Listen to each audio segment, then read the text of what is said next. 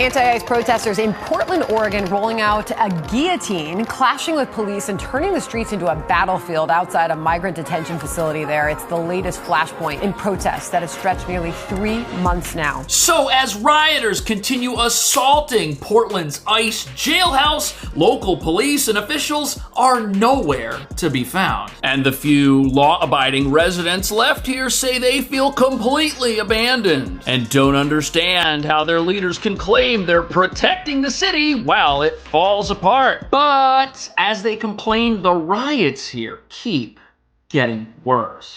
Night after night, this is the scene just outside the ICE facility in Portland. Hundreds of residents live in apartments just feet away. They routinely call police about the noise and crime. Calling up the protesters. They cornered 2 women out here. They need help. You're going to see a ramp up of operations continue in LA. And, Portland, Seattle. I mean, all these sanctuary cities that refuse to work with ICE, where we know public safety threats are being released every day into this country.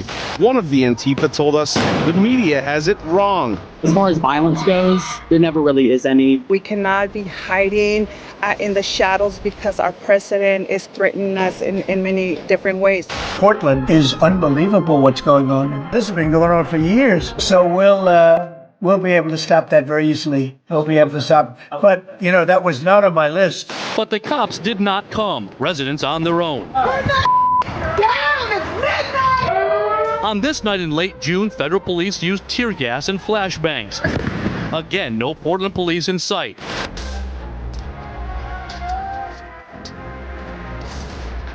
So as far as the rioters in Portland are concerned, their time may soon be up. But what nobody's talking about is even if President Trump brings in the National Guard and secures this facility and arrests everybody, the city of Portland is still doomed. And the only way to fix it is for everybody who's still got a brain in their head to move and go somewhere else. Because the only way local leaders could let this rioting go on for over 3 months is if nobody in Portland's voting majority has any problem with it. And nobody does. These low IQ agitators clad in Home Depot sourced body armor think they're waging war against President Trump, while the reality is they're just destroying their own city and forcing businesses to shut down permanently. But when those businesses close, it's Trump's fault. And when homelessness in Portland goes up, that's Trump's fault. And guess what? When the ICE facility gets attacked by members of the political party of violence, that too is Trump's fault. Except it's not. Portland has been a progressive masterpiece in the making for years now. And although the lawlessness you see on its streets is getting recorded on a nightly basis, you don't get this kind of crazy by accident. You have to cultivate it with progressive sanctuary policies. And that's exactly what's happened here. And that brings us to the real reason the president might be forced to take action in Portland. Yes, the city is lost,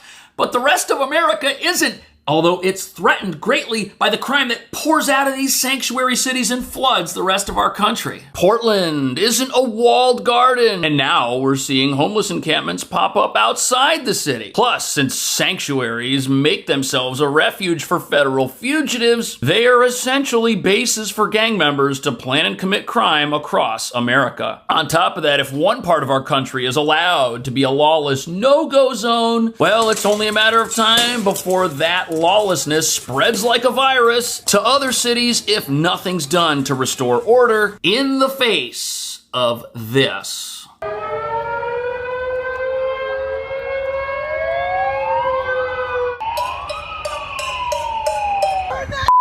Down! It's midnight! We the people need sleep! So even when there isn't any fighting in the streets of Portland, there are air raid sirens, there's constant noise. But while local politicians like the mayor of this sanctuary insist Portland's just fine and the police can handle things no problem, as you're about to see, they haven't been handling anything in months. Terrible. They cornered 2 women out here. They need help. Please send the cops. But the cops did not come. No. This week, protesters brought what looked like a guillotine. Some confrontations end with residents getting assaulted.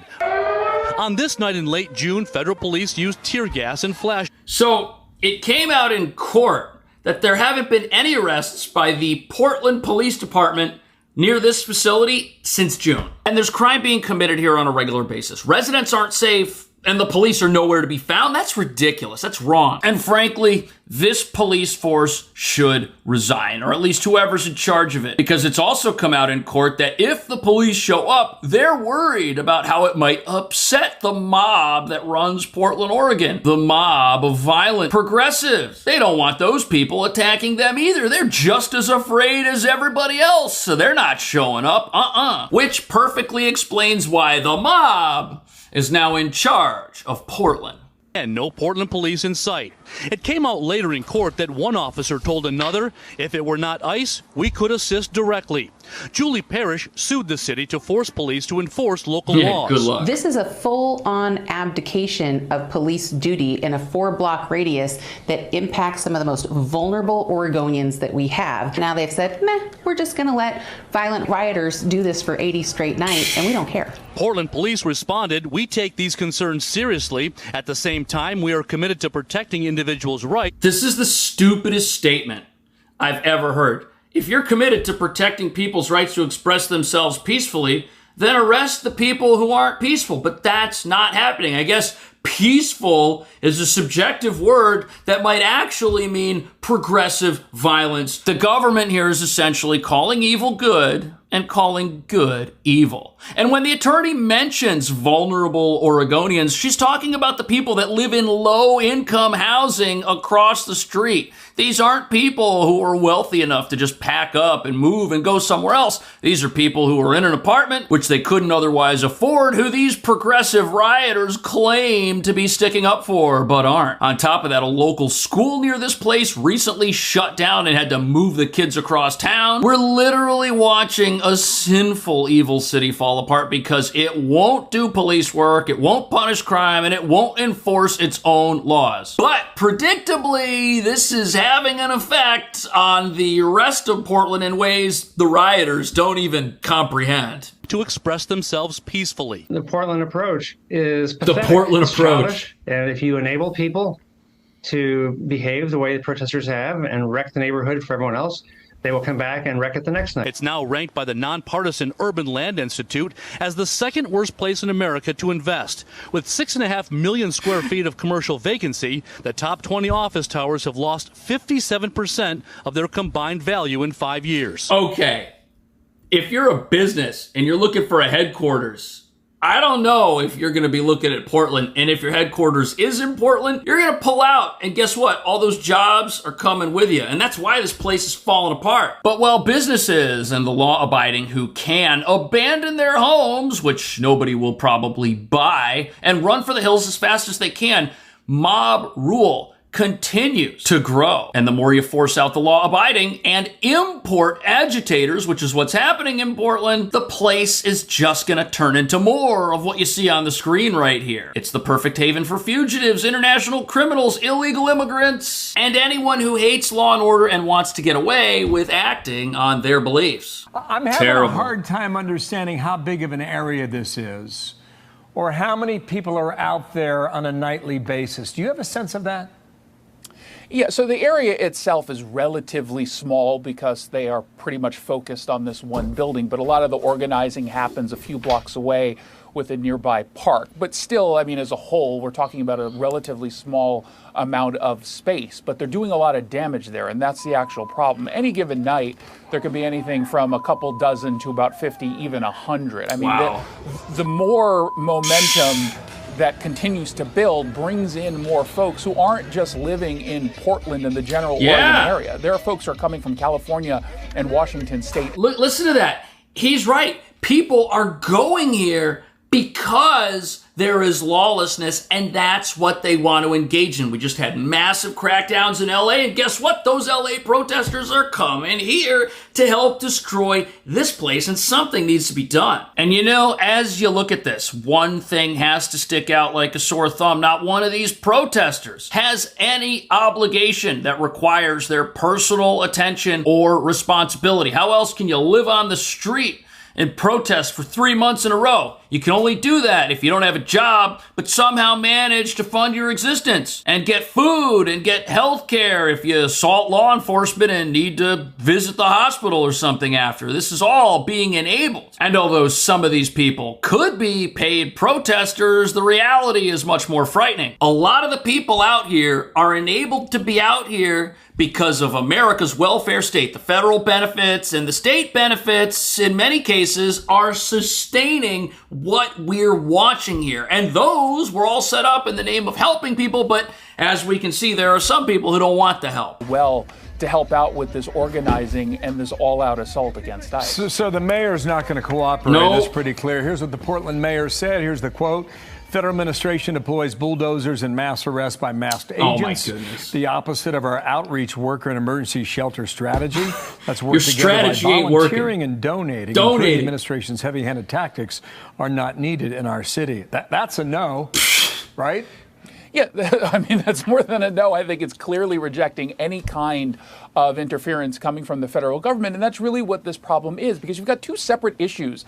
Look, there's no way you're going to stay as mayor of this place if you call in Trump and the troops and get rid of these rioters. These rioters you see out there on the street, they run this place. They're the voting majority. And if you don't do what they want, they're going to put somebody else in. These politicians, they're also part of the problem because they want to get elected by these people. Businesses can't vote. Not that they should, but they leave when things get bad, and that's what we're seeing here. And the school that recently shut down, well, the families impacted and their kids, those aren't the norm here at all. Because where's the outrage that a school had to disappear and move across town? Not a peep out of the rioters. The norm in this city is to gear up with body armor. You made yourself and attack federal law enforcement, not to raise children, not to go to church, not to have a family. These are angry, violent people who run this place, and it's only getting worse. But eventually, and this might happen very soon, things are going to get so unsustainable here that the entire city just implodes on itself. And some people think that's already happening. Well, we're going to the mall in Lloyd Center, and we park in the parking garage, and now we're going to go up the stairs into the mall. Okay.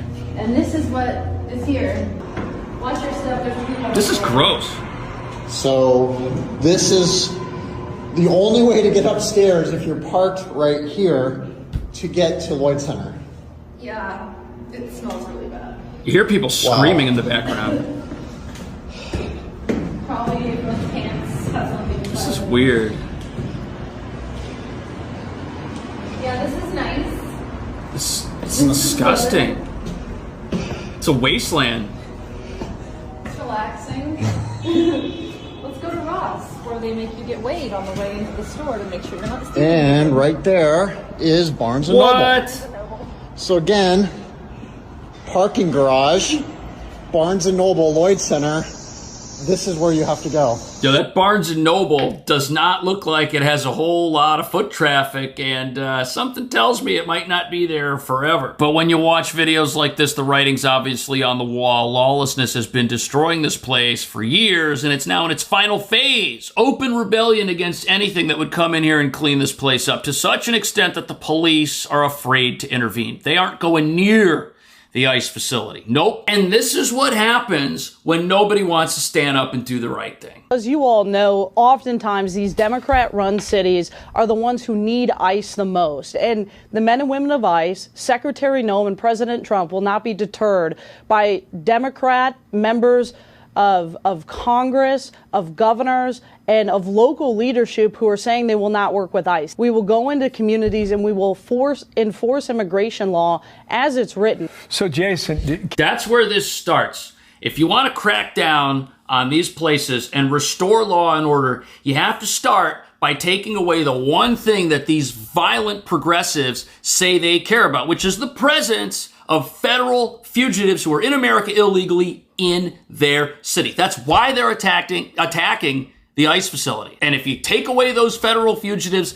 the thing they thought they were going to fight for disappears. On top of that, illegal immigration endangers all of America. Lawless sanctuary cities are the reason you've got smugglers bringing people across the U.S. border relentlessly, even in 2025. And anything that empowers a criminal underworld hurts all of us. And if Portland wants to run itself into the ground and voters want to vote for that, fine, but it shouldn't be able to do that while violating federal laws that make America less safe and import criminals and attract the worst of the worst, which is what's happening here and what is being defended by